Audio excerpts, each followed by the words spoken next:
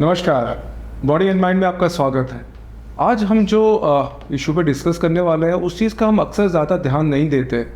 हमारे बॉडी के बाकी पार्ट्स के लिए हम बहुत कुछ करते हैं, एक्सरसाइज करते हैं, योगा करते हैं, वॉकिंग करते हैं, लेकिन ये जो चीज़ है आँखें, इसका हम अक्सर ध्यान नहीं देते जब तक कोई तकलीफ़ नहीं होती। लेकिन ये कितनी अहम है ये आप भी जानते हैं, हम भी जानते हैं, और इसीलिए आज हम इसी टॉपिक पे डिस्कस करेंगे कि आँखों के क्या इश्यूज़ हो सकते हैं, क्या होते हैं और इसका इलाज क्या है, और जो इश्यूज़ से हम किस तरह से बच सकते हैं। और इसके लिए हमने जो डॉक्टर को आज इनवाइट किया है हमारे इस कार्यक्रम में, उन पर तो मैं ही क्या, नवी मुंबई आँख बंद करके भरोसा करती है, डॉक्टर वंदना जैन। मैम बहुत बहुत स्वागत आपका हमारे शो में। डॉक्टर वंदना जैन का इंट्रोडक्शन मेरे ख्याल से देने की बहुत ज़्यादा ज़रूरत नहीं है, और एक्चुअली मैं देना चाहूँ उनकी डिग्रीज तो इतनी बड़ी फहरिस्त है कि मैं पढ़ ही नहीं पाऊँगा उतना।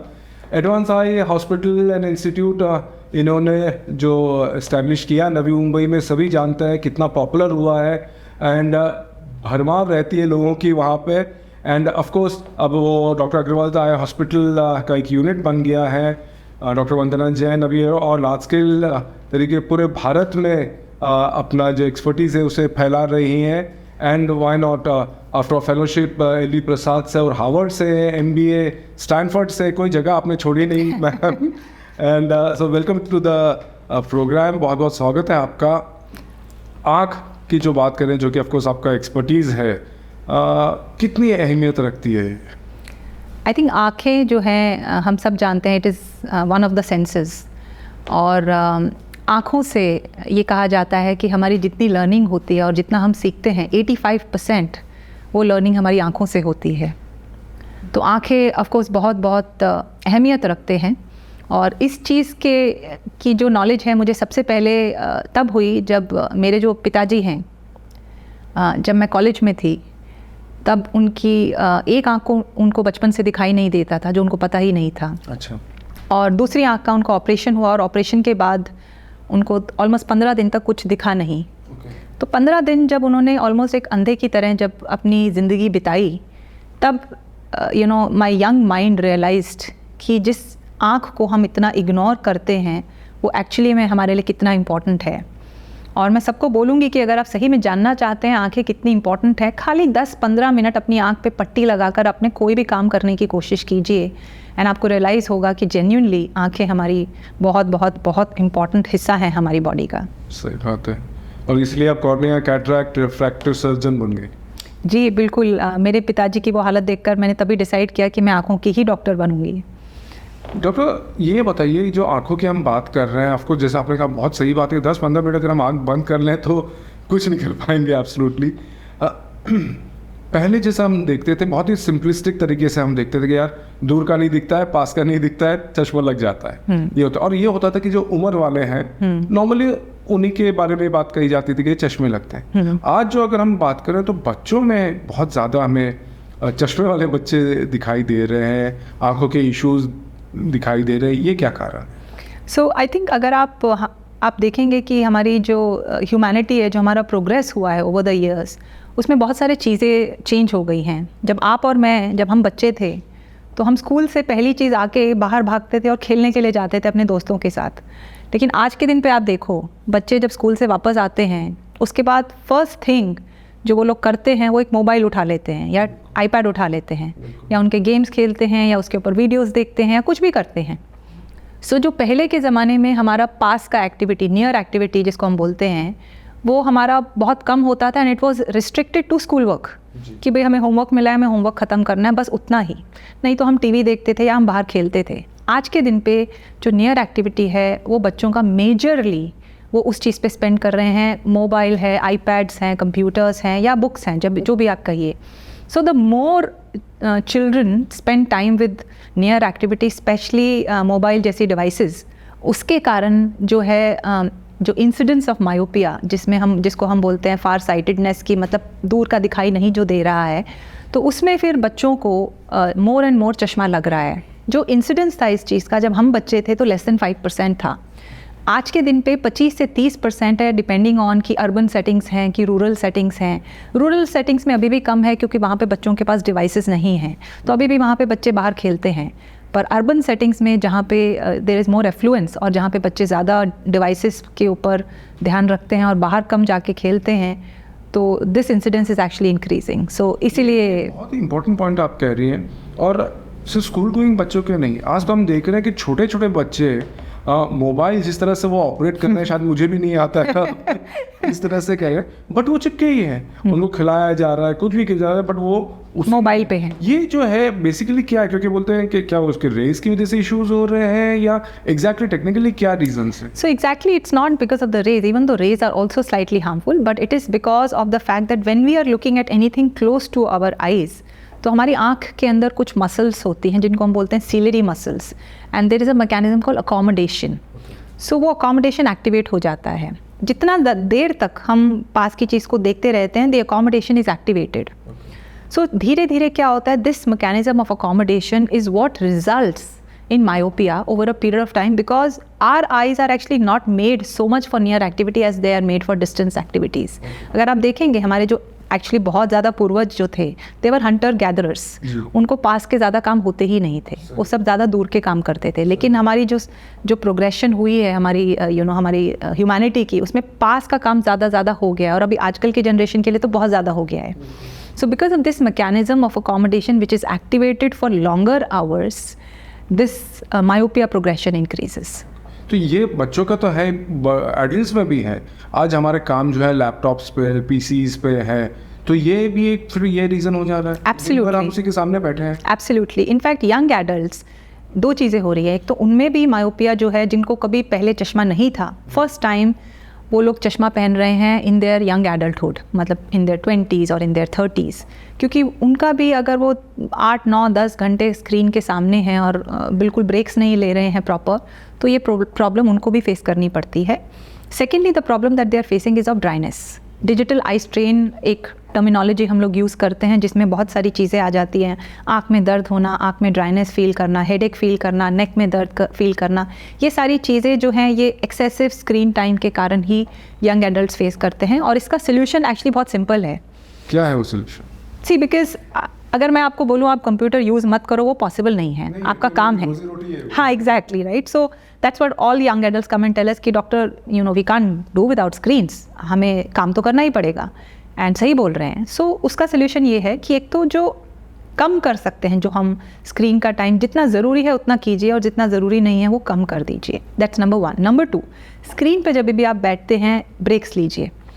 हर 20-25 मिनट में एटलीस्ट 1 या 2 मिनट का ब्रेक लीजिए, जिसमें आप आँख से रिलेटेड एक्टिविटी ना कीजिए. क्योंकि अगर आप मोबाइल या कंप्यूटर पे काम कर रहे हैं और फिर आपने मोबाइल पकड़ लिया, maybe it's a break for your brain but it is not a break for your eyes. हाँ, हम यही करते हैं ना, हम स्क्रीन पे काम कर रहे हैं, हमें लगता है अरे थक गए, तो फिर हम मोबाइल पकड़ लेते हैं, बट आँखों को तो ब्रेक नहीं मिला. सो उस टाइम पे वो 1-2 मिनट का जो ब्रेक आप लेंगे हर 20-25 मिनट के बाद, उस टाइम पे आप फ़ोन पे बात कीजिए, आप थोड़ा वॉकिंग कीजिए, अच्छा है, बॉडी को भी थोड़ा एक्सरसाइज मिलेगा. या फिर आप आंख बंद करके बैठ जाइए, लेकिन आंखों को पास की एक्टिविटी के लिए यूटिलाइज नहीं कीजिए वो 1-2 मिनट के लिए. सेकेंडली, ब्लिंक ज़्यादा करने के लिए हम लोग एडवाइस करते हैं बीच बीच में, बिकॉज हम जब स्क्रीन पे देखते हैं तो हमारा ब्लिंक रेट कम हो जाता है. इनफैक्ट उसी वजह से आज के दिन पे छोटे बच्चों में भी ड्राइनेस डेवलप होनी चालू हो गई है. थर्डली, बीच बीच में दूर के ऑब्जेक्ट को देखना, ताकि जो हमारा अकोमोडेशन का मैकेनिज्म जो एक्टिवेटेड है वो बीच बीच में रिलैक्स हो जाए. तो बीच में दूर के ऑब्जेक्ट को देखना, बीच बीच में ब्लिंक करना, बीच में ब्रेक्स लेना. और अगर किसी को चश्मे का नंबर है तो बिना चश्मे के कंप्यूटर पे ना काम करना इज़ बेटर. और फिर भी अगर प्रॉब्लम रहती है तो अभी आज के दिन पे हमारे पास बहुत अच्छे ग्लासेस आ गए हैं जिनको हम बोलते हैं basically digital strain glasses. Digital strain glasses assist the person in that near activity and reduces the strain. तो अगर किसी की प्रॉब्लम बिल्कुल सॉल्व नहीं हो रही है तो digital strain glasses, now blue रे is not digital strain glasses, anti glare is not digital strain glasses. Fancy आजकल आ गए हैं और हम ले लेते हैं. हाँ, तो बहुत फायदा होगा. सो हमारे पास आते हैं लोग कि डॉक्टर मेरे पास ब्लू रे है, मेरे पास एंटी ग्लेयर है, मुझे फिर भी स्ट्रेस आ रहा है. सो ब्लू रे and anti glare help but they do not reduce the stress. अगर स्ट्रेस है जेन्युइनली ज़्यादा है तो डिजिटल स्ट्रेन ग्लासेस हैं जो उसको जो आज के दिन पे अवेलेबल हैं, जो यूज़ किए जा सकते हैं. पर ये बहुत इंपॉर्टेंट बात बताई कि हम लोग सोचते थे कि भाई पास में पढ़ रहे हैं, देख रहे हैं तो शायद रेस की वजह से ही हो रहा है, ये हो रहा है. बट ये फैक्ट है कि हम दूर का नहीं देख रहे, इसलिए ये बहुत बड़ी बात है. ये तो अपने बड़ों के लिए बता दिया कि भाई आप ब्रेक्स लीजिए, इस तरह से. बच्चों का क्या करें? बच्चों को तो बाहर भेज दीजिए खेलने के लिए. At least 1 to 2 hours of outdoor activity every day is something which is recommended for children. उनको बाहर भेजिए, गार्डन में भेजिए and let them go and play outside. जितना वो बाहर खेलेंगे उतना उनकी आइज़ जो हैं बेटर रहेंगी और चांसेस जो मायोपिया प्रोग्रेशन का है. एक तो मायोपिया होता है बच्चों में कि जेनेटिक है, कि पेरेंट्स को है इसलिए बच्चों को है. उस चीज़ के लिए you can not blame digital devices. But जो पेरेंट्स में नहीं है और बच्चों में पहली बार आ रहा है, then probably that could be because of the lifestyle. So lifestyle को इम्प्रूव करने के लिए देन इट इज़ इम्पॉर्टेंट कि आप बच्चों को इंकरेज कीजिए आउटडोर एक्टिविटीज़ के लिए. और आप क्या किस तरह से देख रहे हैं आजकल जो बच्चों को आपके पास लेके आते हैं, ज़्यादा क्या डिसीजेज है, डिसऑर्डर्स हैं बच्चों में? बच्चों में मेनली एक तो यही है मायोपिया प्रोग्रेशन. दूसरा headache is something that lot of children come with. हाँ, ये बहुत बड़ी बात है. हमको तो बचपन में हेडेक क्या है वो पता नहीं होता था. Because again the same reasons कि उनको बच्चों को पता नहीं चलता है, उनको चश्मा है. दूसरा बहुत देर तक मोबाइल पे रहते हैं. दूसरा बच्चे ना गेम्स बहुत खेलते हैं. आप कभी एक बार ट्राई करो गेम खेलना, क्योंकि गेम्स में क्या कंसंट्रेशन बहुत लगती है. You can't even look here and there कि मोमेंट आपने इधर उधर देखा और आप आउट हो जाएंगे. एंड ऑब्वियसली अगर आप गेम खेल रहे हैं तो यू वांट टू विन. सो बच्चे जो हैं गेम खेलते हैं तो एकदम स्टेयर करके स्क्रीन के ऊपर नॉन स्टॉप देखते हैं जब तक उनका गेम ख़त्म नहीं होता है. So because of that muscle stress that they are under and also a little bit of psychological stress that they are under, both these things put together leads to headaches. And in some percentage of children it is also कि चश्मा है और चश्मा नहीं पहन रहे हैं उसके कारण भी हेडेक होता है. तो ये बहुत ज़रूरी चीज़ है कि अगर चश्मा है तो आप रेगुलर पहने ताकि आपका जो हम नॉर्मल लफ्ज़ों में कहते हैं नंबर ज़्यादा नहीं पड़ता है, जल्दी नहीं पड़ता है. बट अक्सर लोग नहीं पहनते हैं. सो first of all this is a myth कि चश्मा पहनने से नंबर नहीं बढ़ेगा. आप पहनो या ना पहनो, चश्मा अगर बढ़ना है तो बढ़ने वाला है. बट पहनना फिर भी ज़रूरी है क्योंकि ना पहनने से और प्रॉब्लम्स होती हैं. For example there can be muscle imbalances that can happen. Because of stress more dryness can happen. Plus child can develop bad postures. For example, child may start reading like this or may start reading like this. So those bad postures can lead to musculoskeletal problems as well. So we always say कि बच्चों को चश्मा full time पहनना चाहिए. खाली जब physical कोई sport है, फुटबॉल है, टेनिस है, जिसमें डर है कि शायद बॉल जो है वो कांच पे लग सकती है, तो then the children either need to be very careful, या फिर अगर नंबर ज़्यादा नहीं है तो उस टाइम पे खेलते टाइम वो चश्मा निकाल सकते हैं. ओवरऑल हम बात कर रहे हैं कि जैसे मैंने कहा कि हम वॉक करते हैं, एक्सरसाइज करते हैं, योगा सब करते हैं. आँखों के लिए हेल्दी रखने के लिए क्या करना चाहिए? सो एक्चुअली ऑनेस्टली स्पीकिंग आँखों के लिए कोई योगा नहीं है, कोई एक्सरसाइज नहीं है. The best thing to do for eyes is just expose your eyes to nature. Just expose your eyes to distance activities and जो पास की एक्टिविटीज़ है वो कम कर दीजिए. अंदर नहीं, घर के बाहर थोड़ा निकलिए. बहुत की बात हो रही है कि बाहर का देखिए, दूर का देखिए. आप हम आज के लिए हमारी लाइफस्टाइल ही ये हो गई है एक्चुअली. ये आज के एंड वेदर के हिसाब से क्या चेंजेस है? जैसे गर्मी के टाइम पे, ठंड के टाइम पे, अभी मानसून भी आ रहा है, तो इसमें क्या चेंजेस होने चाहिए? सो वेदर के हिसाब से थोड़ी थोड़ी जो है एलर्जीज़ और इन्फेक्शंस के रिस्क बढ़ जाते हैं. गर्मियों में फॉर एग्जांपल एलर्जीज़ बहुत ज़्यादा बढ़ जाती हैं और बारिश के टाइम पे इन्फेक्शंस बढ़ जाती हैं. सो कंजंक्टिवाइटिस के एपिसोड्स इंक्रीज़ हो जाते हैं. प्लस बारिशों में क्या होता है कि जब हम किसी भी चीज़ को हाथ लगा के और अगर हम अपनी आँख को थोड़ा भी मल देते हैं तो I related infections, ties and वो सब बहुत बढ़ जाता है. सो हम लोग हमेशा ही रेकमेंड करते हैं इंडिपेंडेंट ऑफ द सीज़न, क्योंकि हर एक सीज़न के कुछ ना कुछ न्यूएंसेस हैं जो हमें मैनेज करने होते हैं. The best thing to do is अपने हाथों को आँखों पर टच ही मत कीजिए, क्योंकि आपके हाथ आप जितना मर्जी वॉश करें वो 2 मिनट के बाद फिर से गंदे ही हो जाने वाले हैं. आपने यहाँ टच किया, यहाँ पे भी देयर आर माइक्रो ऑर्गेनिजम्स, आपके कपड़ों पे भी है, सब जगह है. उसके बाद अगर वही हाथ हम आँख में डालते हैं, चाहे हम इरिटेशन की वजह से डाल रहे हैं या इन जनरल हैबिट की वजह से डाल रहे हैं, तो हम अपनी आँख को एक्सपोज कर रहे हैं इन्फेक्शन से. So the best thing to prevent infections and any season related infections and allergies is to prevent your hand. Don't touch your hands to your eyes. That's the best thing to do.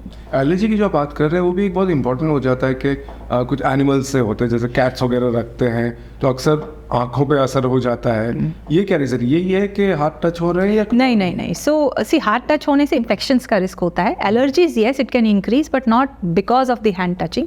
Allergy का most important कारण होता है season change के ऊपर, जब हमारे environment में जो चीज़ें हैं वो चेंज हो जाती हैं. Plus some people are particularly sensitive to pets, जैसे कैट्स हैं, डॉग्स हैं, क्योंकि उनके जो छोटे छोटे जो उनकी बॉडी के हाँ वो सब निकलते हैं, हेयर जो हैं वो एनवायरनमेंट में आते हैं और आपकी आइज से भी उनका एक्सपोजर हो जाता है, बिकॉज वो जिसके पास पेट्स हैं they are all over you, right, they are licking your face, they are licking your hair everywhere, so आप पूरे आपके ऊपर हैं. But that does not mean everybody will be sensitive to pets. Some people are sensitive. अगर हमें ये चीज़ समझ में आती है कि जो पेशेंट को एलर्जी हो रही है वो पेट्स की वजह से हो रही है, so best thing to do is don't have pets. I know it is difficult, जिसके पास पेट्स है उसके लिए बहुत मुश्किल है. हाँ, यस. लेकिन जिसको उससे कोई प्रॉब्लम नहीं है, then pets are not necessarily the only reason. Most of the time the common reason is the environment. Environment में पोलन्स चेंज हो रहे हैं, बाकी जो अंश हैं एनवायरनमेंट में वो चेंज हो रहे हैं, जिससे लोगों की आंखें सेंसिटिव हो जाती हैं. So that is what causes allergy. और बहुत सारे लोग जब अपना जगह चेंज कर लेते हैं, दैट्स वीव हर्ड दैट कि doctor I was in US, मुझे कोई प्रॉब्लम नहीं हुई और जैसे ही मैं मुंबई वापस आया वापस मेरी आइज़ में एलर्जी चालू हो गई. ऑब्वियसली वहाँ की हवा और यहाँ की हवा में फ़र्क है, तो इसीलिए यस. डॉक्टर साहब, ये तो हम बात कर रहे हैं कि जो हमारे रोज़मर्रा के इसमें हो जाता है. कुछ जो है जो थोड़े और सीरियस है, जिनमें सर्जरीज वगैरह की भी लग जाती है, ज़रूरत होती है, उन पर अगर डिस्कस करें. कैटरैक्ट तो एक बहुत कॉमन जैसी बात हो गई है. ये एग्जैक्टली क्या है और कैसे समझ में आता है कि भाई ये कैटरैक्ट है? ये आपने बहुत सही बात बोली कि इनफैक्ट कैटरैक्ट जो है ह्यूमन बॉडी पे मोस्ट कॉमनली परफॉर्म्ड सर्जरी है. और कैसे पता चलता है, होता क्यों है? Cataract is a ageing problem. जैसे कि हमारी स्किन पे झुर्रियाँ आ रही हैं, वैसे ही हमारी आइज़ में कैटरैक्ट डेवलप हो रहा है. And if we live long enough, all of us will develop cataract one day. आज के दिन पे 40 साल के लोगों को भी कैटरैक्ट हो रहा है और मोस्ट कॉमन एज होती है 60 के बाद. क्यों होता है? क्योंकि जो कैटरैक्ट के जो लेंस है हमारी आँख के अंदर, उसके अंदर प्रोटीन्स हैं, दे स्टार्ट उनका जो है बेसिकली डीजनरेशन चालू हो जाता है, एक तरीके से बोला जाए तो. एंड लेंस जो है बिल्कुल क्लियर स्ट्रक्चर होता है बॉडी के अंदर, आँख के अंदर, जिसके कारण हम देख पाते हैं. वो स्ट्रक्चर की ट्रांसपेरेंसी धीरे धीरे कम हो जाती है. कम होने के कारण ही हमारे को multiple visual phenomena we can experience. For example, we may feel कि लाइट, जो डिम लाइट है उसमें हमें बराबर नहीं दिख रहा है, या वी में स्टार्ट एक्सपीरियंसिंग ग्लेयर. जब रात के टाइम पे हम ड्राइव कर रहे हैं या रात के टाइम पे बाहर निकल रहे हैं तो ग्लेयर फील हो सकता है. या फिर एक पर्टिकुलर टाइप ऑफ कैटरैक्ट होता है जिसमें जैसे ही हम बाहर निकलते हैं बहुत रोशनी में तो सडनली लगता है कुछ नहीं दिखाई दे रहा है. तो multiple symptoms people feel, light related symptoms, vision related symptoms, and sometimes people don't even realise they have a cataract. They come for a checkup and then they get to know कि उनको आँख में cataract है. Having said that, not all cataracts need surgery. Cataract is a disease, or it's I would not even call it disease. It's a problem that all of us will develop at some point. It needs a surgery in two circumstances. One is when the patient is genuinely getting affected by the cataract, which means there are visual problems that the patient is experiencing. दूसरी situation होती है कि जब हम लोग patient को check करते हैं, हालांकि पेशेंट ने कुछ बोला नहीं कि मुझे को आँख से रिलेटेड प्रॉब्लम है, पर जब हम चेक करते हैं हमें लगता है कि नहीं, ग्रेड जो कैटरैक्ट की ग्रेड है वो ज़्यादा है और ज़्यादा वेट करने से the surgery later on in future can become more risky. तो देन हम लोग एडवाइस करते हैं पेशेंट को कि नहीं, अभी ठीक स्टेज है सर्जरी करने के लिए, तो आप कीजिए सर्जरी. द गुड थिंग दो अबाउट कैटरैक्ट सर्जरी इज़, क्योंकि सर्जरी आज के दिन पे इतनी एडवांस हो गई है, I think this is probably only one of the very few surgeries which is done on human body जिसमें कोई इंजेक्शन नहीं दिया जाता, जिसमें खाली आई ड्रॉप डालकर सर्जरी की जाती है. एंड 5 से 10 मिनट में ये सर्जरी ख़त्म हो जाती है. और बहुत बार तो ऐसा होता है सर्जरी ख़त्म होने के बाद पेशेंट पूछता है, डॉक्टर साहब आप सर्जरी कब चालू करोगे? You know, so I think it's a marvel of a technology the way cataract surgery has advanced. And it's very very satisfying for us doctors because surgery जल्दी से ख़त्म हो जाती है, पेशेंट को बहुत अमेजिंग रिजल्ट्स मिलते हैं. And next day onwards patient feels कि अरे ऐसा लग ही नहीं रहा कुछ प्रॉब्लम कभी थी. So it's genuinely like a technological Marvel. Surgery हुई और कुछ टाइम में हो गई और फिर घर आ गए. yes absolutely. So that's why we feel as doctors कि this is genuinely a technological advancements the way we are able to. ये बताइए डॉक्टर साहब, आपने बताया जैसे कि आप you take a decision, surgery ज़रूरत है नहीं है. अक्सर हम सुनते हैं कि कैटरैक्ट के लिए कोई गया है तो एक डॉक्टर ने बोल दिया कि भाई सर्जरी की ज़रूरत है, दूसरे के पास गए तो उन्होंने कहा कि नहीं कैटरैक्ट है बट अभी कोई ज़रूरत नहीं है, टाइम है. ये क्या डिफरेंस हो? आई थिंक ये डिफरेंस इज़ मोर अबाउट कि जब पेशेंट उनसे इंटरैक्ट कर रहा है तो doctor is trying to understand कि पेशेंट को क्या रिक्वायरमेंट है. For example as a doctor I can talk about myself. मेरे पास बहुत सारे पेशेंट सेकेंड ओपिनियन के लिए आते हैं और जब हम देखते हैं कैटरैक्ट, कोई भी डॉक्टर जब कैटरेक्ट नहीं है तो बोलेगा नहीं कैटरेक्ट है. There is a cataract, whether it need surgery और नॉट, एज आई सेड वो दो चीज़ों पे डिपेंड करता है कि पेशेंट उसको कैसे ले रहा है और उसको उसके ऊपर क्या इम्पैक्ट है. दूसरा सिचुएशन है कि स्टेज ऑफ द कैटरेक्ट ज़्यादा है. As a doctor maybe I am comfortable with the high stage of the cataract and I feel कि ठीक है अभी हाई स्टेज है और हाई होने दो फिर मैं ऑपरेट करूँगी. But maybe some doctors don't feel comfortable because they feel कि अगर और हाई स्टेज हो जाएगा तो शायद पेशेंट के लिए रिस्की हो जाएगा. I think it is a matter of your own experiences. And also it depends on what type of surgical techniques you follow. For example, we follow the latest techniques of cataract surgery and we know that results of cataract surgery are 99.9% predictable. And the reason we don't say 100% is क्योंकि दुनिया में कोई भी चीज़ 100% नहीं है. You know, whether it's the food we eat or the car we drive, nothing is 100% predictable. So that's why I say that cataract surgery is 99.9% predictable if everything else is normal. So for example, in my case, if I feel that the grade of cataract is already around 3 and we know that it is starting to impact the patient's vision, we advise the cataract surgery. अब मान लीजिए ये patient आपके पास आता है और आप भी आंखों के डॉक्टर हो, लेकिन आप एक ट्रेडिशनल टेक्निक फॉलो करते हो. ट्रेडिशनल टेक्निक में एक्चुअली फ़र्क नहीं पड़ता है कि आप एडवांस स्टेज पे ऑपरेट कर रहे हो कि आप अर्ली स्टेज पे ऑपरेट कर रहे हो. तो आप बोलोगे कि अरे अभी तो ग्रेड 3 है, थोड़ा 4-5 हो जाने दो फिर करेंगे. So obviously for then it's very confusing for the patient. And I feel it's good to discuss with the doctor कि भाई आप कौन सी टेक्निक यूज़ करने वाले हैं, किस तरीके का लेंस यूज़ करने वाले हैं, मेरे लिए क्या सूटेबल है और मुझे इस सर्जरी के बाद व्हाट कैन आई एक्सपेक्ट कि आज मुझे इतना दिखाई दे रहा है तो सर्जरी के बाद मैं कितना एक्सपेक्ट कर सकता हूँ. इसमें ये जो है ना एक साइकोलॉजिकल चीज़ है, जैसे आपने कहा कि अभी ये बहुत कॉमन चीज़ हो गई है, लेटेस्ट टेक्नोलॉजी है, बहुत ईजी, लेकिन फिर भी एक आम आदमी के लिए ना सर्जरी जब बात होती है तो ये फियर आ जाता है कि भाई सर्जरी होने वाली है. तो एक डॉक्टर बोल रहे हैं कि भाई नहीं आपको करना पड़ेगा नहीं तो प्रॉब्लम हो जाएगा. दूसरे बोल रहे हैं कि नहीं अभी तो शुरुआत हुई है, you can take your time. वो सुन के अच्छा भी लगता है कि भाई टेंशन की बात नहीं है. लेकिन फिर एक क्वेश्चन हो जाता है कि भाई अगर शुरुआत है तो आप क्यों नहीं कर रहे हो फिर? So I think again it's very personal. I'll give you my own family's example. So I operated my mom. My mother-in-law sees only from one eye. तो I did the surgery on my mother in law. एक ही आँख थी तो थोड़ा cataract था तो भी उनको दिक्कत लग रही थी. So I discuss with her. I said कि अच्छा आपको दिक्कत लग रही है तो ठीक है will operate. So I actually operated my mother in law at around a stage 2 cataract. We could have waited for one more stage, but since she was not comfortable, so we operated. My father-in-law, on the other hand, was very comfortable. उनको भी stage 2 cataract था जब mother in law का किया. But is like बेटा अभी मैं ठीक हूँ. सो ऐसे ठीक है आप ठीक हो तो जब तक आपका काम चल रहा है आप चलाओ, जब तक स्टेज 3 नहीं आता मेरी तरफ से कोई अर्जेंसी नहीं है. Then over a period of, so I operated my mother in law around 4 years back. I operated my father in law just few months back. And then finally he was like नहीं अभी तो ठीक ही चल रहा है. I was like नहीं पापा अभी अपन करेंगे ऑपरेट बिकॉज अभी स्टेज 3 हो गया है, इसके बियॉन्ड हम जाने देंगे तो then surgery can become risky. Let's operate at a stage जहाँ पे हमें पता है कि हमें बहुत प्रिडिक्टेबल और अच्छे रिजल्ट्स मिलने वाले हैं. And I know you will benefit because पहले वो ऐसे घूम के कुछ पढ़ने की कोशिश करते थे. आज के दिन पे वो एकदम मस्त होके he does his readings, he is watching his mobile and everything. He's like super comfortable. So I'm glad कि I could actually ask him to do the surgery and he agreed to my advice. Because seeing him now read very comfortably, do all his activities normally, and he doesn't even wear glasses. Half of the time he doesn't even know where his glasses are. ज़रूरत नहीं है फिर glasses की? So again that depends on the type of lenses that we put, which also depends on personality and the eye condition.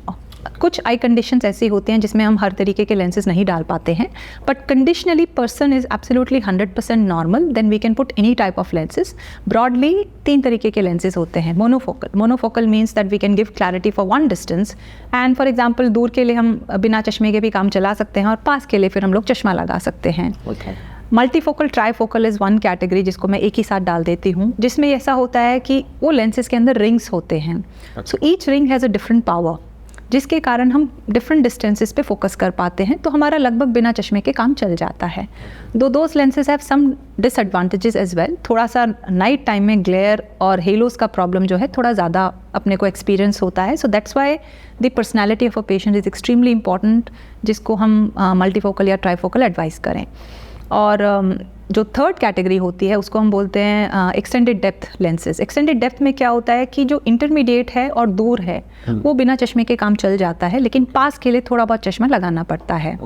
ये हम ज़्यादातर उन लोगों को एडवाइस करते हैं जो रात को ड्राइविंग ज़्यादा करते हैं, तो उनको मल्टीफोकल और ट्राईफोकल एडवाइजेबल नहीं होता है, लेकिन उनका ज़्यादा काम स्क्रीन पे होता है। तो screen is more of an intermediate distance. पास के लिए उनको रीडिंग का वर्क कम होता है, तो वो लोग हल्का फुल्का चश्मा लगा के वो मैनेज कर लेते हैं। But otherwise the most commonly use lenses are monofocal. मेरे फादर इन लॉ में we used an advance monofocal lens which also gives some ability to read. So my father-in-law, with now both eyes operated, he can actually read without glasses if the lighting is sufficient. If he's sitting in a dim light, then he needs glasses. Okay. तो क्योंकि ये अक्सर होता है surgery के time पे भाई lens choose करना है, Yes. तो ये फिर कि डॉक्टर के एडवाइस के हिसाब से जाना चाहिए फिर? दो चीज़ें होती है इसमें। एक तो पहली बात, you have to make sure that your eye is absolutely normal. For example आपका कॉर्निया खराब है, या आपको ग्लॉकोमा है, या आपको रेटिना में कोई प्रॉब्लम है, so then better to go for monofocal lenses, which means कि ठीक है आपको रीडिंग ग्लासेज यूज़ करने पड़ेंगे, but the quality of vision आपको मोनोफोकल से बेस्ट मिलती है, so then you go for monofocal. But अगर आपका आई एकदम नॉर्मल है and the only problem is cataract, then it's a discussion, because there is no right and wrong answer here. Every lens has its positives and has its negatives. किसको adopt करते हो best? Exactly. And personality. See, because if I am a perfectionist as a personality, और मुझे रात को वो थोड़े से रिंग्स की शैडो दिखाई देगी, तो I will get very disturb by that, right? So personality matters a lot, and I think that's where good discussion with your doctor to understand. See बहुत बार क्या होता है कि हाँ मुझे चश्मा नहीं पहनना, मुझे ये दे दो, without understanding what are you getting into, and I think that's a wrong thing, because then after the surgery you get very disappointed कि अरे डॉक्टर मुझे ये हो रहा है, मुझे वो हो रहा है. So better to discuss with the doctor. और इसमें अभी जैसा आपने बात किया कॉर्निया, रेटिना, ये थोड़े और एडवांस्ड उसमें हम जा रहे हैं, ये क्या इश्यूज हो जाते हैं? सो कॉर्निया, ग्लॉकोमा, रेटिना. सो कॉर्निया के इश्यूज़ तो ज़्यादातर केसेस में या तो इन्फेक्शंस के कारण होते हैं. अगर कॉर्निया में इन्फेक्शंस हो, जैसे कि पुराने ज़माने में ट्रैकोमा बहुत कॉमन था, तब कॉर्निया में स्कारिंग, मतलब cornea is a front transparent, we call it the window to the eye. अगर उसमें कोई भी तरह की ओपेसिटी डेवलप हो जाती है तो फिर साफ नहीं दिखाई देता है. तो कॉर्निया के अगर कोई भी प्रॉब्लम है तो we don't advise then the other lenses. Cornea की problems depending on how severe they are, we advise the treatment. Very severe cases में require a cornea transplantation, जो हम मरने के बाद जब अपनी आँखों का दान करते हैं तो कॉर्निया ही हम उस आँख से निकाल कर दूसरे इंसान को देते हैं जिसका कॉर्निया ख़राब है. So corneal blindness is a treatable problem by cornea transplantation. So वो कॉर्निया के इश्यूज़ जो हैं हर एज पे डिफरेंट होते हैं, पर most common is corneal infection related corneal scarring. Right? Then glaucoma. Again, glaucoma is a problem that affects older people. Normally 50-60 की उम्र पे वो चालू होता है. The most common type of glaucoma is primary open angle glaucoma. मतलब अलग अलग तरीके के ग्लोकोमास होते हैं. बहुत बार तो एंड ग्लोकोमा को हम बोलते हैं साइलेंट थीफ ऑफ विजन, क्योंकि पेशेंट को पता भी नहीं चलता कि उसकी विजन धीरे धीरे ख़त्म हो रही है, because it starts impacting the peripheral vision. अगर मैं सामने देख रही हूँ तो मुझे यहाँ भी दिखाई दे रहा है, बट ग्लॉकोमा पेशेंट्स में क्या होता है कि उनको सामने तो दिखाई देता है लेकिन साइड का धीरे कम हो जाता है. एंड क्योंकि it is a very slowly progressive condition, तो पेशेंट को समझता नहीं है कि मेरी साइड की विजन कम हो गई है, क्योंकि गर्दन घुमा के हम देख लेते हैं. ये कंडीशन डायग्नोज ज़्यादातर केसेस में तब होती है जब पेशेंट एक जनरल चेकअप के लिए आता है, या कुछ रेयर केसेस में पेशेंट में also develop headache and eye pain, then they come for a checkup, then it get diagnosed. Treatment is most of the time very simple. Eye drops देते हैं हम लोग, वो आई ड्रॉप लाइफ लॉन्ग चलती हैं और उससे हम लोग मोस्टली ग्लॉकोमा को मैनेज कर लेते हैं. Rare cases require a surgery. Retina on the other hand there can be myriad of problems. Retina आज के दिन पे given that non communicable diseases like diabetes, hypertension and heart diseases have gone through the roof. Recently there was a news item कि India में 100 million से ज़्यादा लोगों में डायबिटीज़ हुआ है ना. उसका मतलब ये है कि हमारा काम बहुत बढ़ने वाला है. स्पेशली हमारे इन ऑफ्थल्मोलॉजी आई के जो डॉक्टर्स हैं उसमें एक स्पेशलिटी होती है जिसको हम बोलते हैं रेटिना स्पेशलिटी. ये जो रेटिना स्पेशलिस्ट हैं ये सिर्फ रेटिना की बीमारियों से ही डील करते हैं. अभी रेटिना में सबसे ज़्यादा कॉमनली जो हम देखते हैं वो है diabetes related problems in India. आजकल सुनाई दे रहा है डायबिटीज से आँख पे असर, जो हम नॉर्मल बात कर रहे हैं, ये एग्जैक्टली क्या है? सो डायबिटीज़ में क्या होता है, मल्टीपल प्रॉब्लम्स होती हैं आँख में. जो सबसे ज़्यादा कॉमन और जिससे विजन लॉस का रिस्क होता है वो डायबिटीज़ का रेटिना पे इम्पैक्ट होना. उसमें क्या होता है कि जो रेटिना का पर्दा है, रेटिना जो आँख का जो पर्दा है रेटिना, उसमें छोटे छोटे खून की नलियाँ होती हैं. वो खून की नलियाँ लीकी हो जाती हैं और कुछ एरियाज़ में खून की नलियाँ ब्लॉक हो जाती हैं. तो जहाँ ब्लॉक हो जाती हैं उसमें इस्कीमिया हो जाता है, मतलब उस पोर्शन रेटिना के पोर्शन को ऑक्सीजन नहीं मिलता है, तो वहाँ पे नई खून की नलियाँ बन जाती हैं और वो नई खून की नलियाँ नॉर्मल नहीं होती हैं, दे आर वेरी लीकी. उसमें से फ्लूइड लीक होता है, प्लस वहाँ पे फाइब्रस टिश्यू बन जाता है जो रेटिना को पुल करता है. Now this is of course a very slowly progressive. ऐसा नहीं कि आज आपको डायबिटीज़ हुआ और कल हो जाएगा. नॉर्मली हम लोग बोलते हैं कि अगर आपको 5 साल से ऊपर डायबिटीज़ है तो आप अपना रेटिना हर साल चेक करें. It starts with a very early stage. बहुत अर्ली स्टेजेस में हमें कुछ नहीं करना होता, वी जस्ट मॉनिटर. लेकिन जब थोड़ी भी लीकेज चालू हो जाती है तो हमें लेज़र करना पड़ता है, या फिर अगर लीकेज रेटिना का मेन हिस्सा है देखने का, जिसको हम मैक्यूला बोलते हैं, अगर वो लीकेज वहाँ पे है और मैक्यूला में स्वेलिंग आ गई है तो फिर हमें आँख के अंदर स्पेशल इंजेक्शंस दिए जाते हैं स्वेलिंग को कम करने के लिए. एंड जो साइड का एरिया है जहाँ पे खून कम हो गया है और ऑक्सीजन नहीं मिल रहा है, उस एरिया के ऊपर हम पूरा लेज़र कर देते हैं, जिसको हम बोलते हैं PRP लेज़र. तो multiple advances are there even in diabetic treatment, but the most important thing is कि डायबिटीज़ जिसको है और 5 साल से ऊपर हो गया है तो हर साल चेक करें, ताकि एट द अर्लीस्ट आपका स्टेज ज़्यादा बढ़ जाएगा तो विजन लॉस थोड़ा बहुत होएगा, लेकिन अर्लीस्ट स्टेज पे आप कंट्रोल में आ जाएंगे तो इट्स द बेस्ट. और बहुत लोगों को लगता है कि अरे मैंने ट्रीटमेंट कर लिया तो अभी लाइफ लॉन्ग कुछ नहीं होगा मुझे. ऐसा नहीं है, because diabetes is a progressive disease. So एक बार ट्रीटमेंट हुआ है तो भी आपको हर साल अपना आई चेकअप करना ही है, रेटिना का चेकअप करना ही है. और डायबिटीज़ कंट्रोल में रखिए. एंड डायबिटीज़ कंट्रोल, वो तो दैट गोज विदाउट सेइंग 100. कि लोगों को ये आज के नहीं समझ में आता डायबिटीज़ है, क्या फ़र्क पड़ रहा है, सिर्फ शुगर लेवल है, बट ये जो कॉम्प्लिकेशंस और बढ़ जाती है, ये बहुत सीरियस हो जाता है. 100%. आँख के ऊपर और भी चीज़ें डायबिटीज़ के कारण होती है. अर्ली कैटरेक्ट फॉर्मेशन, कॉर्निया में प्रॉब्लम्स हो सकती है, इंक्रीज इंसिडेंस ऑफ ग्लोकोमा. सो ऐसा नहीं कि डायबिटीज़ से सिर्फ रेटिना में प्रॉब्लम है, तो दैट्स मोस्ट कॉमन. बाकी प्रॉब्लम्स भी बढ़ती हैं.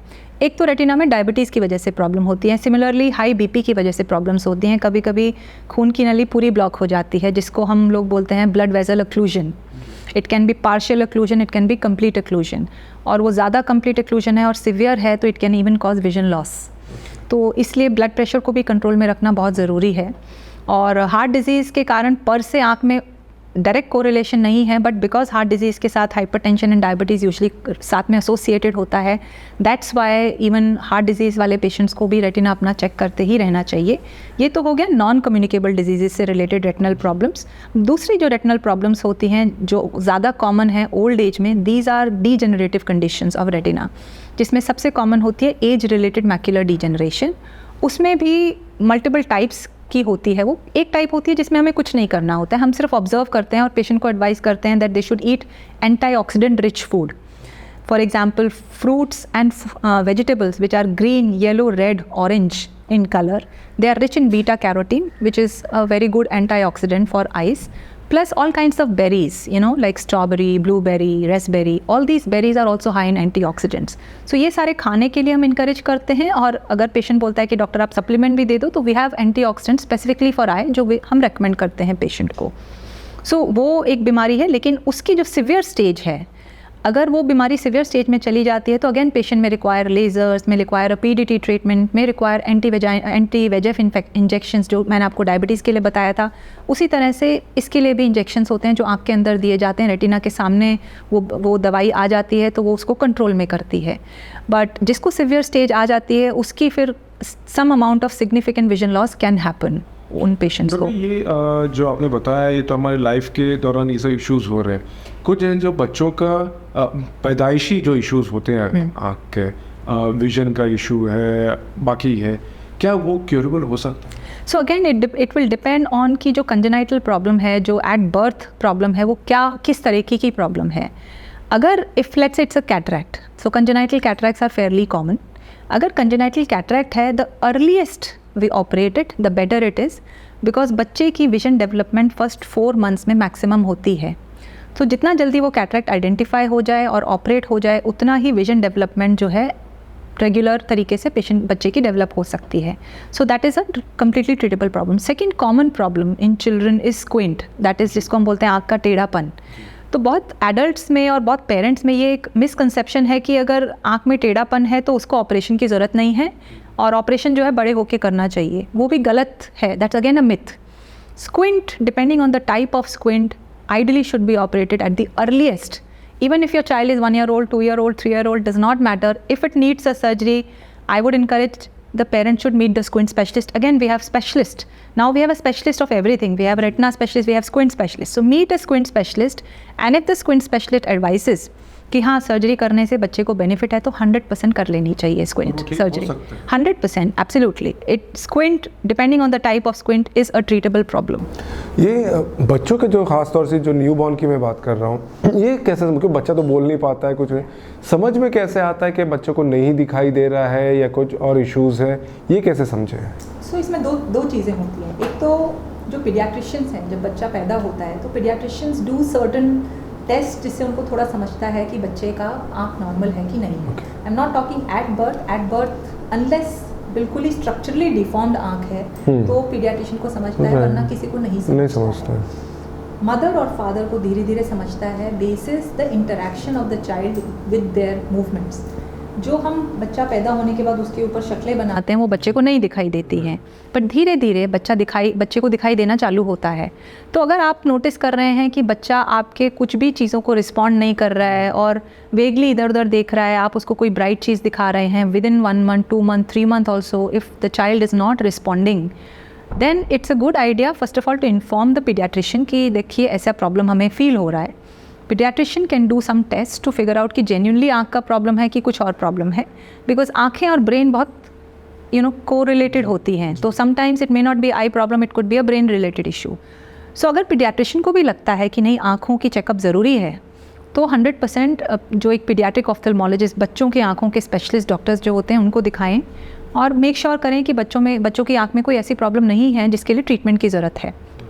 दूसरी चीज़, मान लीजिए आपको लगता है आपका बच्चा एकदम नॉर्मल है, क्योंकि बहुत बार एज यू सेड बच्चे नहीं बताएंगे, उनको पता ही नहीं होता नॉर्मल क्या होता है। मान लीजिए बच्चे को चश्मा है, which is the simplest of the problem, right. बच्चा टीवी पास जाके देख रहा है, या बच्चा थोड़ा टेढ़ा करके देख रहा है, या बच्चा पास जाके काम कर रहा है। These are the problems which parents can still identify, but if a problem is minor parents को भी पता नहीं चलता है। सो हमारी कुछ रिकमेंडेशंस रहती हैं इस चीज़ में, eight 6 months of age, at preschool, and then every alternate year the child's eye should be checked. It's a recommendation that as pediatric ophthalmologists as a community we give to general public. अब उसको follow कितना करते हैं वो आप जानते ही हैं कि हम सोचते नहीं सोचते हैं उसके बारे में, शायद हमें पता भी नहीं है उसके बारे में। हाँ, तो ये बहुत ज़रूरी कि शुरुआत में ही अगर आपने प्रिकॉशन ले लिया, कॉशियस हो गए। एक चीज़ जो कि आपने मेंशन की थी स्क्विंट की, अब बच्चों के तो है ही, बड़ों में भी है जिन्होंने नहीं करवाया है, Right. तो ये इसका इलाज हो सकता है। और ये स्क्विंट होता क्यों और फिर किस तरह से इसका इलाज? सो स्क्विंट के एक्चुअली बहुत सारे कारण होते हैं। It could be because of the development during your, जब आप माँ के पेट में है उस टाइम जो डेवलपमेंट हो रहा है। सी बेसिकली आँख क्या है ना, आँख इज़ अ स्ट्रक्चर जो सब तरफ को घूम रही है, ऊपर नीचे दायां बायां सब तरफ। 6 मसल्स हैं हमारी आँख के आसपास जो उसकी मूवमेंट को इम्पैक्ट करती है। Any kind of development which causes imbalance between the way these muscles move can give rise to squint. और स्क्विंट कैन ऑल्सो डेवलप कि एक आँख को दिखता नहीं है। हम the good thing about our body is कि हम दोनों आँखों से दिखते हैं।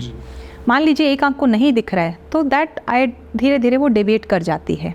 या फिर आँख में चश्मा है जिसमें प्लस नंबर का चश्मा है बच्चे में, तो जब भी वो पास की कोई चीज़ देखेगा तो वो ज़्यादा अकोमोडेट करेगा, क्योंकि उसको पास के लिए भी अकोमोडेट करना पड़ेगा और प्लस नंबर के लिए भी अकोमोडेट करना पड़ेगा। तो ऐसे बच्चों में अंदर की तरफ आंखें जाने का एक रिस्क बढ़ जाता है। तो स्क्विंट के एक्चुअली बहुत सारे रीजंस होते हैं जिसके कारण बच्चा स्क्विंट डेवलप कर सकता है और एडल्ट स्क्विंट डेवलप कर सकते हैं। एडल्ट्स में ज़्यादातर कॉमन कॉजेज़ होते हैं पैरालिसिस ऑफ द नर्व, कि कोई नर्व का पैरालिसिस हो गया या आँख के आसपास कोई चोट लग गई है, या again diabetes is a very common cause of nerve paralysis. So diabetes की वजह से थर्ड नर्व पाल्सी जो होती है, जिसमें आँख का थोड़ा ड्रूपिंग होता है और आँख थोड़ा साइड में चली जाती है, वो काफ़ी कॉमन है। बट अदरवाइज एडल्ट्स में अगर एक आँख में दिख नहीं रहा है फॉर वट एवर रीज़न, तो भी वो आँख धीरे धीरे थोड़ा बाहर की तरफ जा सकती है। अगर जो आँख बाहर की तरफ चली गई है और उसका कारण ना दिखने का था, तो then that is more of a just a cosmetic correction. अच्छा, तो हो सकता है। Yes yes absolutely. एक और जो है बात कर रहे हैं हम लोग आँख के ट्रीटमेंट की, दिखने की, लेंसेज। अक्सर लोग चाहते हैं कि भाई लेंसेज करें, वो चश्मा, कॉन्टैक्ट लेंसेज, कॉन्टैक्ट लेंसेज की बात कर रहे हैं। तो वो आप कब एडवाइस करते हैं और हाउ सेफ इट इज़ और किसको एक्चुअली लेना चाहिए? So again, I think, good thing or bad thing is there is no absolute in science. There are always relatives. मैं इसलिए पूछ रहा हूँ कि कॉन्टैक्ट लेंसेज इसलिए हम आजकल ज़्यादा लेते हैं कि चश्मा पहनने में शर्म आती है, अच्छा नहीं लग रहा है, इसलिए हम ले रहे हैं। तो but I think contact lenses are a great tool. Again, they are a great advancement. But everything in moderation is good. Everything in excess is bad. Moderation का मतलब है कि आप contact lenses use कर रहे हैं because you are not comfortable with glasses, either because of cosmetic reasons or because of your work profile. और आप उस दौरान पे contact lenses पहन रहे हैं तो it's fine. Contact lenses जब आप पहनते हैं it requires a lot of care. Right. Hygiene, not wearing excessively, not sleeping with contact lenses, right type of contact lenses, changing before they expire, all of those things. Problem happens क्योंकि most people who are using contact lenses do not take care of these things. Overwear कर लेते हैं, सो जाते हैं, time पे change नहीं करते हैं, क्लीन नहीं करते हैं, हाथ वॉश नहीं करते हैं पहनने से पहले और उतारते time, and they don't wear the right type of contact lenses which is suitable for their eyes. क्योंकि कॉन्टैक्ट लेंसेज क्या करते हैं, ऑप्टिकल स्टोर पे जाते हैं और बोलते हैं मुझे कॉन्टैक्ट लेंस चाहिए, और ऑप्टिकल स्टोर से जाके कॉन्टैक्ट लेंस उठा लेते हैं, which is the wrong practice. Ideally contact lenses लेने से पहले आप अपनी आँख चेक करें, डॉक्टर से मेक श्योर करें that you are actually suitable to wear contact lenses. मान लीजिए आपकी आँख में ड्राइनेस है या आपकी लिड्स में कोई जो पलखें हैं उसमें एक तरीके का इन्फ्लेमेशन होता है जिसको हम बोलते हैं ब्लेफराइटिस, या आपकी पलखें हेल्दी हैं, आपका सरफेस हेल्दी है, आपको ड्राई आई नहीं है, and you are going to be taking care, you are mature enough to take care. Because आज के दिन पे बच्चे, हाँ, स्कूल जाने वाले बच्चे हमारे पास आते हैं और बोलते हैं कि आंटी हमें कॉन्टैक्ट लेंस पहनना है. तो my first response to that to the parents is, do you think your child is mature enough to handle contact lenses? And most of the time the answer of the parents is, no doctor, we don't think he's mature or she's exactly.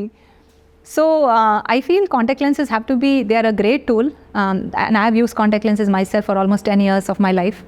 So I'm not against contact lenses, but I think we have to be very careful and we have to be sensible when we are using contact lenses. Yeah. और जहाँ पे है कि contact lens भी नहीं use करना है, चश्मा भी नहीं यूज़ करना है, तो फिर आप सर्जरी कर रहे हैं, उसके बारे में बताइए. ये लेज़र टेक्नोलॉजी है, हाउ सेफ इज़ इट और किसको करना चाहिए? सो लेसिक जिसको बोलते हैं, जो चश्मा निकालने की जो सर्जरी है, first of all again it has undergone lots of advancements. ये ऑलमोस्ट 3-4 डेकेड पहले ये फर्स्ट जनरेशन ऑफ लेसिक चालू हुआ था, जो आज के दिन पे वो बहुत एडवांस है. It is not suitable for everybody. Usually we say after 18 and then there is no upper age for LASIK, but there are strict suitability criteria. Just because आपकी उम्र 20 साल है और आपको चश्मा है does not mean you are suitable for LASIK. तो LASIK करवाने से पहले इसीलिए एक्सट्रीमली इंपॉर्टेंट कि you go to the doctor and get your eyes tested. जो जनरल आई चेकअप है उससे हमें पता नहीं चलता है कि पेशेंट सूटेबल है कि नहीं है. There are specific tests. उसमें हम लोग कॉर्निया की टोपोग्राफी मतलब जो कॉर्निया, जो front transparent part of the eye है, उसके स्ट्रक्चर को हम लोग, उसकी टोपोग्राफी को स्टडी करते हैं कि वो रेगुलर है, उसमें कोई बीमारी तो नहीं है, उसकी thickness, corneal thickness is normal. Cornea के जो बैक लेयर सेल्स बोलते हैं हम, कॉर्निया एंडोथीलियम, उसको हम स्टडी करते हैं एक मशीन से जिसको हम बोलते हैं स्पेक्युलर माइक्रोस्कोपी, कि कॉर्निया के सेल्स हेल्दी हैं. फिर आँख के अंदर हम लोग आँख का प्रेशर, आँख का मसल का बैलेंस, रेटिना का हेल्थ, ये सब चीज़ें देखते हैं कि बाकी सब चीज़ें आपकी नॉर्मल है. अगर हर चीज़ नॉर्मल है, कॉर्निया की टोपोग्राफी, कॉर्निया की थिकनेस और सब कुछ नॉर्मल है, तो डेफिनेटली लेसिक जो है हम लोग प्लान कर सकते हैं. गिवन दैट लेसिक आज के दिन पे बहुत एडवांस हो गया है. Now we have type of LASIK called relax smile LASIK, we have a femto LASIK, we have PRK. तो ये 4-5 डिफरेंट तरीके के जो लेसिक लेज़र्स हैं, sometimes 1 or 2 types may be suitable for you, 1 or 2 types may be suitable for me, all may be suitable for some. So I think it requires a discussion with your doctor to understand कि आपकी आँख के लिए सबसे suitable वाला कौन सा है, and accordingly then you can plan LASIK. मैंने अपनी आँखों पे LASIK करवाया हुआ है, and I'm telling this is an open forum, so I'm not against again LASIK, because बहुत लोगों को एक misconception होता है कि LASIK से बहुत problem होती है. That is not true. अगर आप suitable हैं LASIK के लिए, तो LASIK can be a great life changing experience. I remember because I am physically very active और मैं बहुत स्पोर्ट्स में भी हूँ, तो मेरे लिए चश्मा एक बहुत डिसेबिलिटी होता था हमेशा, तो इसलिए मैंने कॉन्टैक्ट लेंसेज भी ट्राई किया, पर उसमें भी मुझे मज़ा नहीं आया. Finally when I got my LASIK done, it was absolutely life changing. इसमें यह है कि इतना नंबर होगा तो ही कराना, कम है तो ज़रूरत नहीं है. How does that work? So see, if your number is 0.5, that is genuinely less. क्योंकि 0.5 इतना कम नंबर है कि आप चश्मा नहीं भी पहनेंगे तो भी आपको अच्छा ही दिखने वाला है, तो कम नंबर के लिए ज़रूरत नहीं होती है लेसिक की. और बहुत ज़्यादा नंबर होता है, मान लीजिए 10 से ज़्यादा नंबर है, तो LASIK sometimes can be risky. हाँ, तो दैट्स वाई आई सेड कि suitability is important to determine, and suitability में हम यही सारी चीज़ें देखते हैं कि नंबर कितना है, कॉर्निया का थिकनेस कितना है, कॉर्निया का कर्वेचर सब कैसा है। तो अगर 10 से ज़्यादा नंबर है तो we have other modalities to remove glasses, जिसमें एक कॉमन मोडालिटी है जिसको हम बोलते हैं फेकिक लेंसेज। मतलब हम आँख के अंदर एक स्पेशल तरीके का लेंस डाल देते हैं। एक तो कॉन्टैक्ट लेंस हम आँख के ऊपर पहनते हैं, ये एक स्पेशल तरीके का लेंस होता है जो आँख के अंदर डाल दिया जाता है, जो आँख का हिस्सा बन जाता है। तो उससे हम नंबर जिसका ज़्यादा होता है वो निकाल सकते हैं। तो कितने नंबर के ऊपर हो तो आदमी लेसिक के बारे में सोचे? आई थिंक एटलीस्ट 1-1.5 नंबर के आसपास तो एट मिनिमम होना चाहिए, तो ही आप लेसिक के बारे में सोचें। अब आप जानते हैं मेरे हस्बैंड को, उनका 0.75 है एक आँख में -1 है। आधा टाइम बिना चश्मे के ही घूम रहे होते हैं। और बहुत साल, अब तो नहीं बोलते, अब तो बुढ़े हो गए हैं, बट बुढ़े तो नहीं हुए वैसे। इनको अगर बुढ़ा कहेंगे तो होगा। सो वो मुझे बहुत साल मुझे बोलते रहे कि अरे मेरा लेसिक कर दो, अरे मेरा लेसिक कर दो, खुद का तो तुमने करवा लिया, मेरा क्यों नहीं कर रहे हो। And I always use to tell him कि आपका नंबर इतना कम है, आपको क्यों करना है। आज के दिन पे जो मेरे पास पेशेंट्स भी आते हैं लेसिक के लिए और जिनका कम नंबर होता है, सबसे पहले मैं ये समझना चाहती हूँ कि भाई वो क्यों करना चाहते हैं, क्या मोटिवेशन क्या है। इतना कम नंबर है, डॉक्टर चश्मा नहीं पहनना, हाँ तो मत पहनो, सिर्फ काम करते टाइम पहन लो। नहीं, पहनना ही नहीं है, बिल्कुल ही नहीं पहनना है, मतलब चाहिए ही नहीं चश्मा। जिसका मोटिवेशन इतना ज़्यादा स्ट्रॉन्ग होता है कि मतलब कुछ भी हो जाए मुझे चश्मा नहीं पहनना है, then we may go for a 1-1 kind of a number for surgery.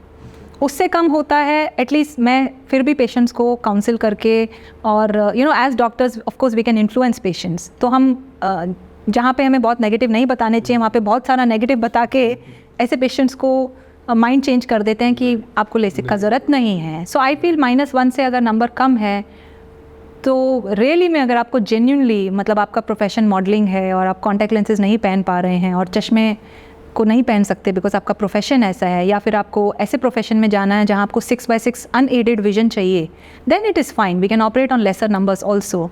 पर अगर आप रेगुलर नॉर्मल ह्यूमन बीइंग हैं और जिसको नॉर्मल लाइफस्टाइल है और ऐसी कोई डायर नेसेसिटी नहीं है, तो 1 के ऊपर करेंगे तो अच्छा है। And how effective is, of course जैसे आपने कहा कि आपने खुद करवाया है, how effective is it, how successful is it? क्या मुझे फिर ज़िंदगी भर ज़रूरत नहीं पड़ेगा चश्मे की? So LASIK, again that's a myth कि एक बार लेसिक किया तो कभी चश्मा नहीं पहनना पड़ेगा। LASIK is a mechanical procedure.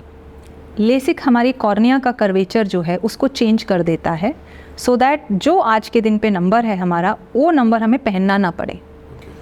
आपका नंबर अगर स्टेबल है और अगले 15-20 साल स्टेबल रहने वाला है, तो आपको 15-20 साल चश्मे की ज़रूरत नहीं है। लेकिन मान लीजिए आपका नंबर स्टेबल नहीं है और 5 साल के बाद आपका नंबर 1 नंबर बढ़ने वाला है। अगर वो 1 नंबर बढ़ने वाला है, आज के दिन पे मान लीजिए आपका 5 नंबर है और 5 साल के बाद 6 हो जाने वाला है। 5 नंबर तो लेसिक करके हमने निकाल दिया, लेकिन वो जो एडिशनल 1 नंबर आ गया है वो 5 साल के बाद आने वाला है, उसको हम चेंज नहीं कर सकते।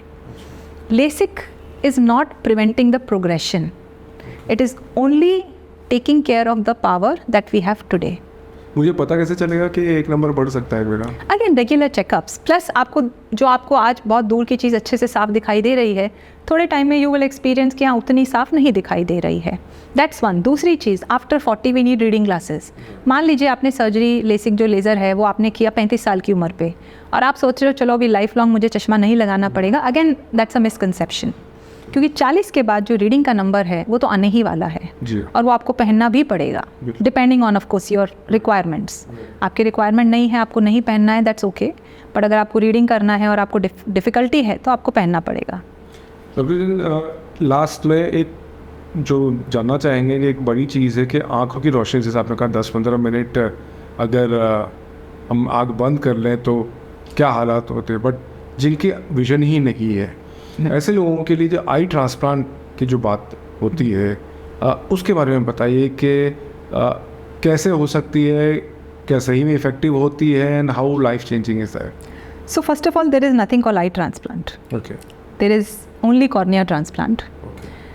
अगर किसी की बचपन से आँख खराब है और वो कॉर्निया खराब होने की वजह से खराब है, हम कॉर्निया ट्रांसप्लांट करके वो पेशेंट को विजन वापस दे सकते हैं।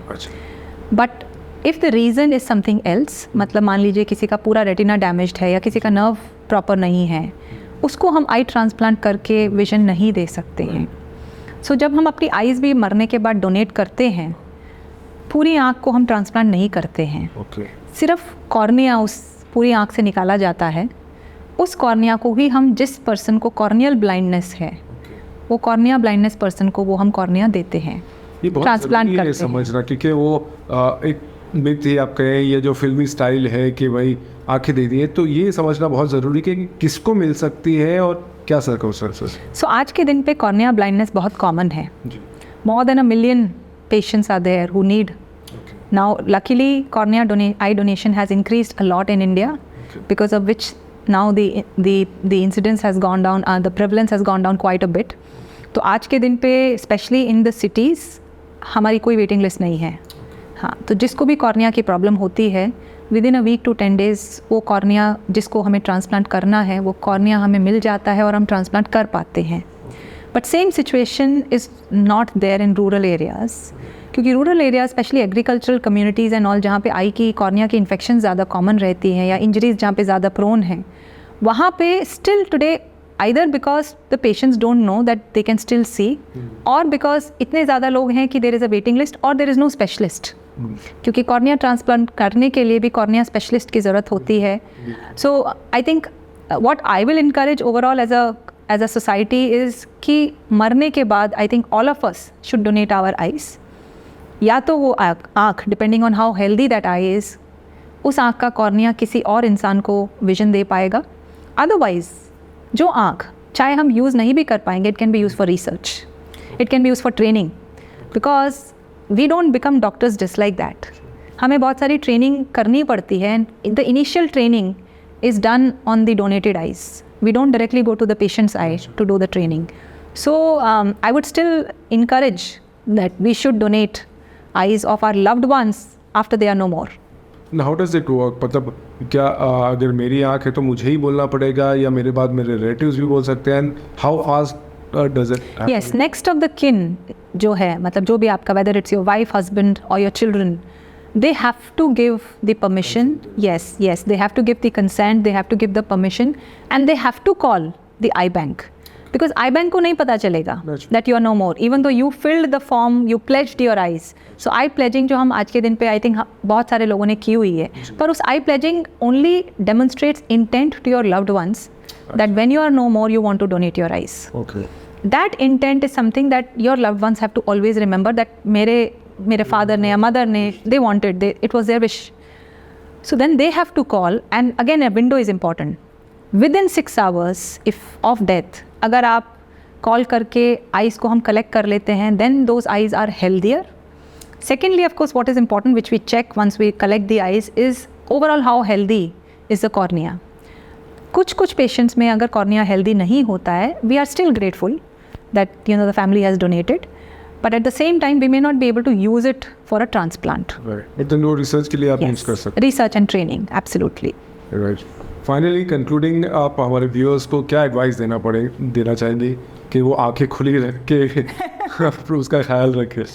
No, I think I would just encourage हम सब लोगों को अपनी आँख का ध्यान रखना चाहिए। उसके लिए 2-4 छोटी चीज़ें हैं जो हमने ऑलरेडी डिस्कस की हैं, बट मैं एक सिनॉप्सिस आपको बताती हूँ। अपने बच्चों को, अगर आपके घर में छोटे बच्चे हैं, उनको डिजिटल डिवाइसेस से कम एक्सपोजर उनको रखिए, उनको इनकरेज कीजिए कि बाहर जाके खेलें।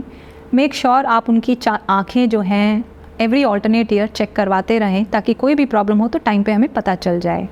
Make sure they are eating all healthy fruits and vegetables, because जो आँखों का न्यूट्रिशन है वो यहीं से ही हमें मिलता है।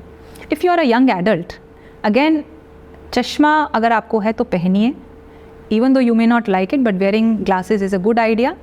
डिजिटल टाइम कम कीजिए और बीच में ब्रेक्स लेकर काम कीजिए। अगर आप एडल्ट हैं तो again after 40 we recommend eye checkups every alternate year till 60 years of age, and 60 years of age के बाद हर साल आँखों का चेकअप कीजिए। General recommendations are again the same. Diabetes, blood pressure, hypertension से अपने आप को बचा के रखिए, और बाई चांस अगर है आपको तो उनको कंट्रोल में रखें और अपनी आँखों का चेकअप रेगुलर बेसिस पे करवाइए। कोई बीमारी अगर डिटेक्ट होती है तो discuss with your doctor. Do not ignore it, do not feel कि मैं तो ओके हूँ, मुझे कोई प्रॉब्लम नहीं है, बिकॉज आज के दिन पे शायद आप ओके हैं in spite of the problem, but वो प्रॉब्लम अगर बढ़ जाएगी तो विजन लॉस हो सकता है। So good thing is to live a healthy lifestyle and protect yourself from all non-communicable diseases like diabetes, blood pressure and heart disease. बहुत Thank बहुत शुक्रिया डॉक्टर वंदना जैन आपका कि बहुत ही आसान लैंग्वेज, सरल लैंग्वेज में आपने बहुत कुछ हमें बता दिया। अनुश्वर, हमारे व्यूअर्स को बहुत इससे फ़ायदा मिलेगा। और जैसा उन्होंने बताया कि की है लाइफस्टाइल आज हमारी ऐसी हो गई है कि हम ध्यान नहीं देते और पता ही नहीं चलता है कि हमारी आंखों को हम कितनी तकलीफ दे रहे हैं। बट जैसे उन्होंने कहा कि ब्रेक्स लेती, बहुत सिंपल छोटी छोटी चीज़ें अगर हम कर लें, रेगुलर टेस्ट कराते रहें, ब्रेक्स लेते रहें, तो शायद बहुत कुछ हमें फ़ायदा होगा। और फिर थैंकफुली आज टेक्नोलॉजी इतनी अच्छी हो गई और डॉक्टर वंदना जैन जैसे डॉक्टर्स हैं, तो अगर कुछ गड़बड़ हुई तो we have that support. Thank you so much doctor. Thank you. Body and mind में इस हफ्ते इतना ही। अगले हफ्ते हम नए मेहमान के साथ हाजिर हो गए। नमस्कार। Thank you.